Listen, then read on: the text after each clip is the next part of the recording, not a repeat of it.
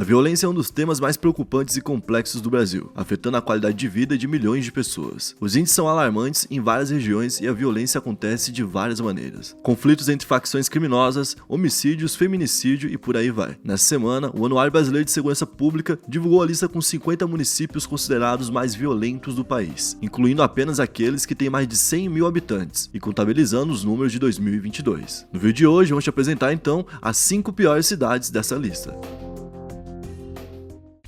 E aí pessoal, beleza? Meu nome é Bruno Fabio, esse daqui é o Planeta Novo e se você não é inscrito no canal, vai se inscrever agora e deixar o seu like para ajudar a gente. No vídeo de hoje, eu tô aqui com o Digo Black por trás das câmeras e a gente vai mostrar as 5 piores cidades do Brasil, ou as 5 cidades mais violentas do Brasil nesse momento no ano de 2022. Nesse momento de 2022, vou explicar pro pessoal, já que ele perguntou, por que não pode contar o de 2023, porque ainda não encerrou. Então o mais atual possível que a gente tem completo é 2022, entendeu?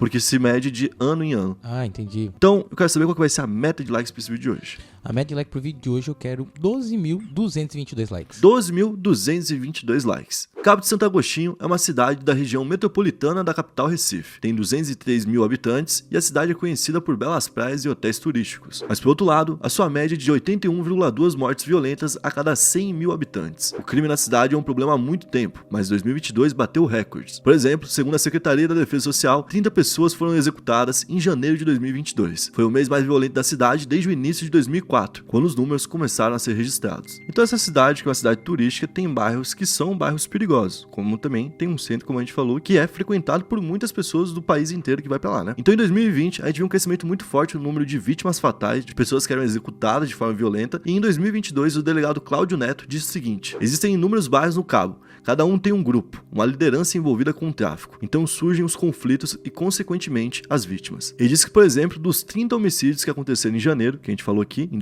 janeiro de 2022, 87% foram ligados às atividades criminais. Os outros 13% pode ser, por exemplo, feminicídio, pode ser um ato de vingança, casos, uma briga de trânsito, uma briga de bar, qualquer outro tipo de violência. Então 87% era por conta de algum crime, seja um cara que roubou o outro e um era de uma facção e o outro era da outra, seja por um cara que estava frequentando um bairro que ele teoricamente não poderia porque ele pertencia a um bairro de outra facção. Então tudo envolvendo a criminalidade. E a grande maioria dessas vítimas tinha envolvimento com o tráfico ou passagem pelo sistema prisional. E também tinha um outro problema, né? A maioria também era muito jovem. O Glauber Husman, que é do Fórum de Juventudes do Cabo, comentou sobre essa violência.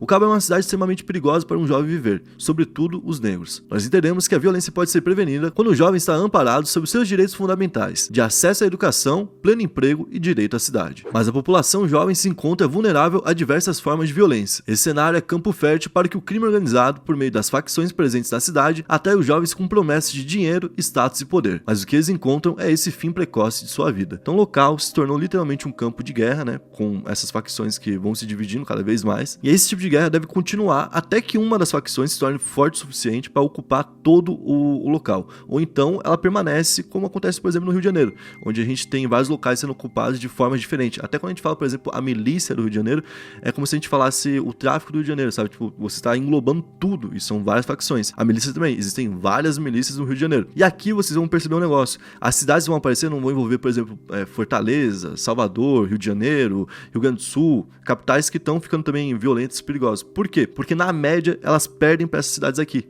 Então o que importa aqui é a média e não o número absoluto, porque o Rio de Janeiro, obviamente, por ser uma cidade muito maior, ia ter mais números do que cidades pequenas, certo? Então, na média, essas são as maiores cidades. E agora a gente vai falar de Camaçari. Camaçari é uma cidade de 50 km de Salvador, tem 299 mil habitantes. A média por lá é de 82,1 mortes violentas a cada 100 mil habitantes. Por conta disso, a PM intensificou o policiamento na região. E na semana passada, entre a tarde de sexta-feira e a manhã de segunda-feira, ou seja, basicamente 3 dias, foram registradas 5 mortes violentas. Então na sexta, 2 corpos em estado avançado de decomposição foram encontrados em uma estrada, e neles a gente tinha ali marcas de tiros. No mesmo dia, um homem foi executado a tiros em uma rua movimentada, onde pessoas passavam, inclusive, perto de bares e de restaurantes. Na madrugada de domingo, um jovem de 23 anos foi executado de forma brutal. E no mesmo dia, um corpo de um homem foi encontrado com as mãos amarradas e vários buracos ali de bala, né, em uma estrada também, assim como os 2 primeiros que eu falei. Como eu falei, o policiamento até tá mais intensificado, até tá aumentando, mas o crime também vem aumentando consideravelmente. E por conta disso, existe uma dificuldade muito grande em prender quem são os responsáveis por esses crimes, até pelo nível de poder que essas pessoas já conseguiram acumular,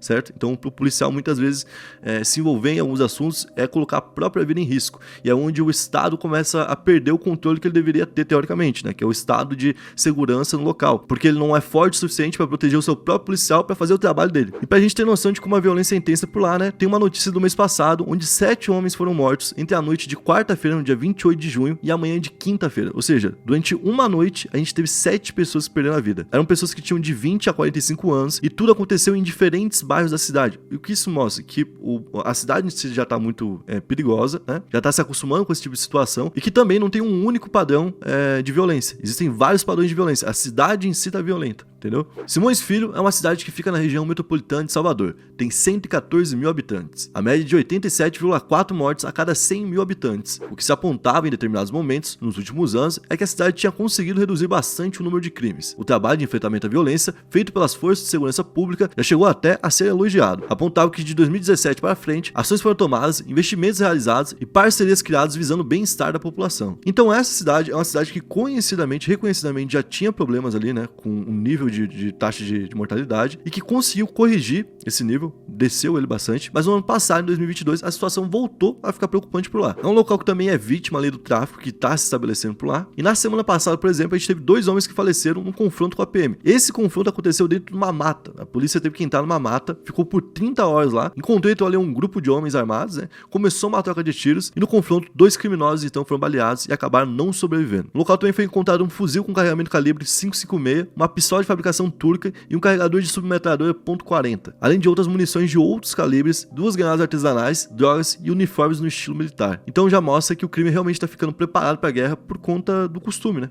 Por conta de passar tempo e se tornar cada vez mais comum, né? Na segunda posição, a gente vai falar de Santo Antônio de Jesus, também na Bahia. Santo Antônio de Jesus fica a 187 km de Salvador. É considerada a capital do Recôncavo Baiano, pela importância como o maior polo comercial, industrial, educacional, de saúde e de serviços da região. Tem cerca de 103 mil habitantes. A média em 2022 foi de 88,3 mortes violentas a cada 100 mil habitantes. A situação é preocupante há algum tempo, inclusive. Em certo momento do ano passado, foram registrados 9 homicídios em 8 dias. Já em 2023, em junho, foi registrado um feminicídio com um homem não aceitando o fim de um relacionamento. O local é mais um desses que foi contaminado pela guerra do tráfico, e assim como nos outros locais, se tornou comum pessoas comprarem armas, por exemplo, para poder se proteger, com medo do tráfico, com medo da presença de homens armados pela cidade, e isso aumentou o número de violência em locais comuns, como por exemplo no trânsito, no bar, ou então numa briga com a esposa, ou numa briga com um namorado, algo do tipo assim.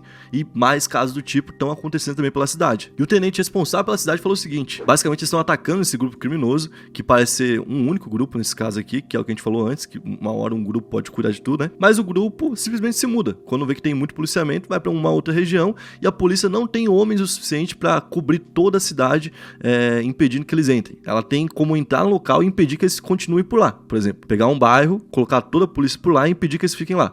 Mas se eles forem para outro local, a polícia vai ter que estar sempre se deslocando e caçando os caras. E é o que está acontecendo por agora. Segundo a lista, então, a cidade mais violenta do Brasil é Jequié, que fica a 165 km a sudoeste de Salvador. Jequié tem cerca de 158 mil habitantes e a média de 88,8 mortes violentas a cada 100 mil habitantes. Especialistas apontam que o crescimento da violência na cidade se deu por conta do avanço do tráfico de drogas. No ano passado foram registradas 142 execuções violentas. Por conta desse alto número, que é o maior do Brasil, imagina, né? A gente falou de todos os locais que já são perigosos, a gente falou das capitais que ficaram de fora, a gente falou de tudo que ficou de fora aqui, né? Tudo que foi ultrapassado por esses locais, e na frente de todos a gente tem a cidade de Jequié. Por conta dessa violência, a gente teve uma audiência pública marcada para o ano passado, em setembro do ano passado, onde vereadores se reuniram para poder discutir o caso. No dia, o delegado regional, que é o Rodrigo Fernando, afirmou que o avanço dos números é sim por conta da guerra de tráfico também de lá. Ele falou que tudo também tinha a ver com a prisão que eles fizeram em março do ano passado, de um líder de uma das principais facções da cidade. Com isso, houveram ali alguns tipos de protestos contra a polícia, né, de parte da facção, e a violência aumentou consideravelmente. O outro lado, que era o lado rival dessa facção, também olhou e falou: opa, o líder não tá por lá, é uma boa hora para tomar espaços, né? E a guerra também aumentou nesses locais. Então a violência aumentou consideravelmente com essa prisão. Passou um mês e o líder da facção rival também foi preso. Então aumentou ainda mais a violência. Com isso, então, em maio, a polícia fez ali um planejamento para poder fazer operações contra as duas facções. E o que chama muita atenção na cidade de Jequié é como, por exemplo, a mídia se acostumou a lidar com essas mortes. Existe inclusive uma tal lista da morte. Essa lista tem um nome de pessoas que estão marcadas para em algum momento serem executadas. Pessoas que são da cidade e que todo mundo conhece. conhece. Ela teria sido feita por uma das facções e foi divulgada nas redes sociais e todo mundo tem meio que ela ali à disposição. A galera sabe quais nomes estão ali. É meio que uma lista pra troca de recompensa, uma coisa assim? Não, é uma lista literalmente de pessoas que vão morrer. Meu Deus. Entendeu? E as pessoas, uma boa parte, continuam morando na cidade. E pra vocês verem como a violência está se mantendo por lá, em janeiro desse ano, né, um jornalista local falou que nos primeiros 16 dias do ano, 15 pessoas foram executadas na cidade. E todas as vítimas tinham menos de 30 anos. De novo, né? É um padrão. Tráfico de drogas, pessoas jovens, falta de poder pro policiamento realmente conseguir cumprir o que deveria ser feito, que é eliminar de vez esse problema, né? Guerra de facções ainda, recrutamento. É porque é muito poder na mão dos caras, pô. Tem, tipo, centenas de homens, aí todos eles armados. Vira uma guerra. Não tem como você só chegar e só derrubar os caras e pronto. Não é assim, tá? Se eles quiserem ir pra guerra, eles vão conseguir matar policial. Então a polícia também tem que proteger, acima de tudo, ali o corpo deles, né? Que eu acho que é isso que o policial vai pensar. Eu não vou morrer, meu amigo não vai morrer. Entendeu? Se a gente não conseguir avançar e não conseguir pegar essa carga aqui, se ela passar, tudo bem. Ainda mais se não tem equipamento, né? É óbvio, entendeu? O cara ganha pouco e tudo mais, os caras já vai de outra forma, entendeu? Então, todo um contexto prepara para que o local tenha um facilitamento para quem quiser passar por cima da lei. Esse foi o vídeo de hoje, eu espero que vocês tenham gostado da forma que a gente abordou o tema. Se você curtiu, você vai deixar o seu like, se inscrever no canal e comentar pra gente um outro tema que eu vou escrever por aqui. Tamo junto, valeu, é nóis!